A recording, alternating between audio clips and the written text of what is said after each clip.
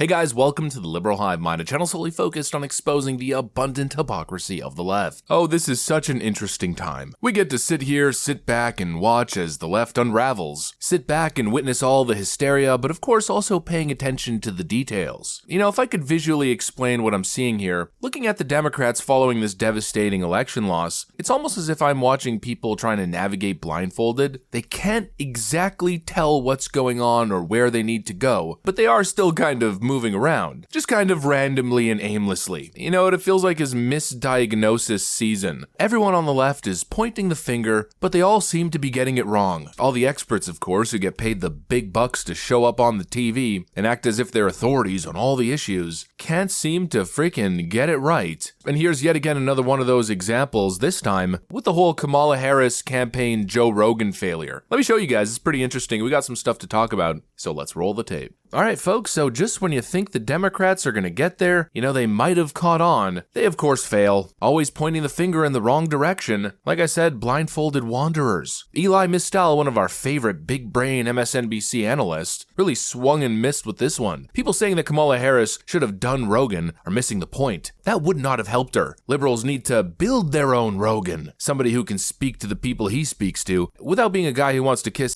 to billionaires like Elon Musk. They don't freaking get it. Let me show you another example, actually, and then we'll get into all the details. You know, our show on Breaking Points last night consistently had close to 100,000 people watching, you know, millions of viewers. No attention from Democrats, lots of attention from Republicans. I hope that this is the last Democratic nominee who says no to Joe Rogan.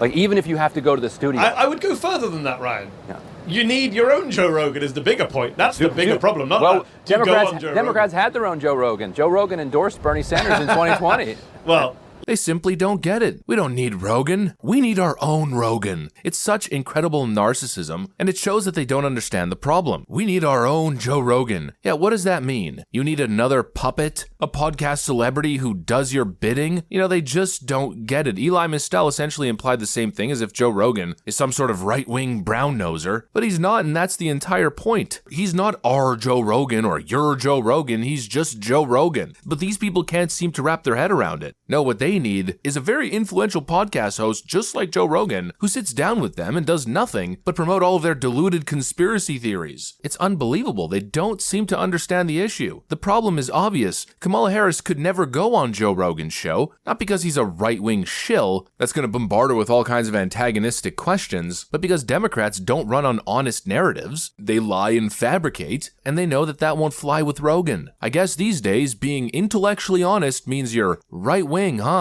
No, they need to build their own Rogan, as if they don't already have 3 of those, or at least 3 attempts. Not to mention Bill Maher, Jon Stewart, Trevor Noah, I mean the list goes on. What they really want is not to have to go on Joe Rogan's show, but to have their cake and eat it too, of course. That seems to be a trend here, where they get a platform like Joe Rogan, just without the whole honest conversation thing. You know, just showing up with a bunch of actors in the crowd, clapping like seals at everything you say, with the host calling you Mamala or something like that. I've been thinking that we really all need a tremendous hug in the world right now. Yeah. But in our country, we need you to be Mamala of the country.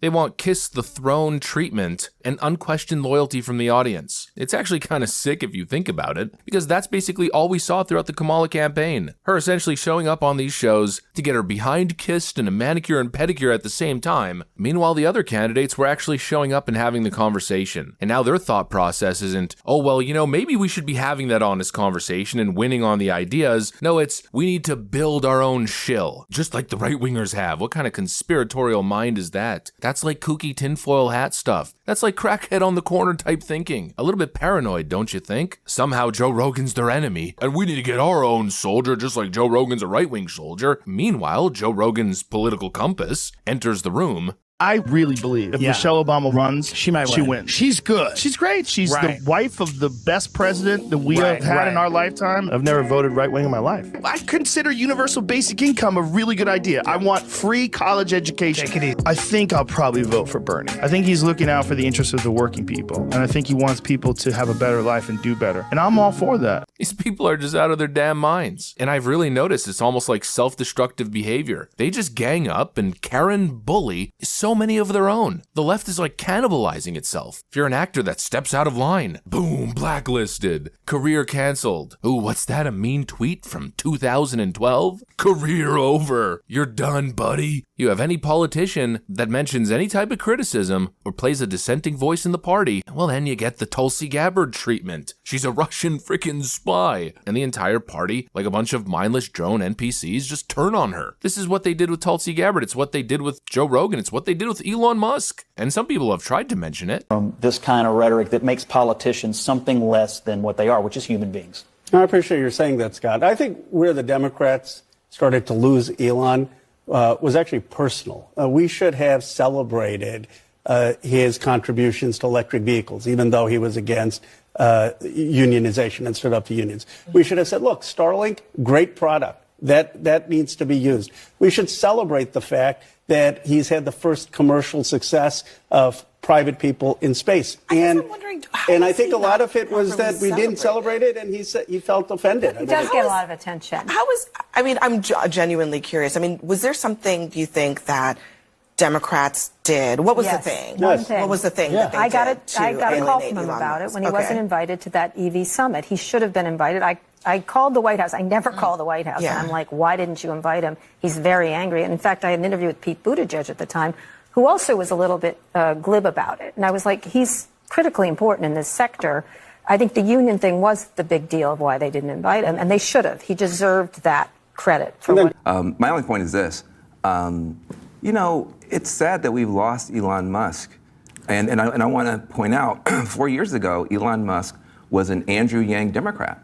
Yeah. Don't forget that. Oh, yeah, I know. I mean, he's done great stuff when it comes to climate, when it comes to space, et cetera. And so is Trump, a Democrat. Well, he was. Yeah, he was. So, yeah. But I just wonder if we look back on this period, there's no excuse for stuff that Elon Musk is doing, the stuff he says, he's irresponsible. But if progressives have a politics that says all white people are racist, all men are toxic, and all billionaires are evil, it's kind of hard to keep them on your side.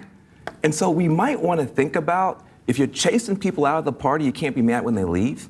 And maybe if we had a different politics, we actually said dignity for everybody, everybody's respected, and we need you, more people might stay. But of course it falls on deaf ears. The left-wing mob with their pitchfork and torches don't want to hear any of it. They're all tuned in to MSNBC, just chomping at the bit, sitting on the edge of their seat, ready to know who's the next target. Who are we demonizing next? Who are we Karen bullying next? And now look at the consequences. Yet so many of them, especially the MSNBC types, they just can't see it. Their solution is not to stop bullying people out of their own party. It's to now find some sort of shill that matches Joe Rogan in terms of honesty and credibility and connection with his audience, and somehow drives millions of voters to them. Yeah, those two things seem a little bit paradoxical, no? You guys want a left-wing shill, but a left-wing shill will never get the kind of audience and numbers and cult-like following that Joe Rogan does. 49 freaking million views on that Trump interview right before the election. I mean, that's like the entire mainstream media's influence all combined into one and then some. Maybe it's time to get your head out of the sand and just show up on Rogan next time. You know, have the conversation, answer the tough questions. What a mad, mad world. Anyways, that's pretty much what I got for you guys on this one. If you enjoyed the video, make sure to leave a like and possibly subscribe to the channel. Thanks for watching, and I'll see you on the next one.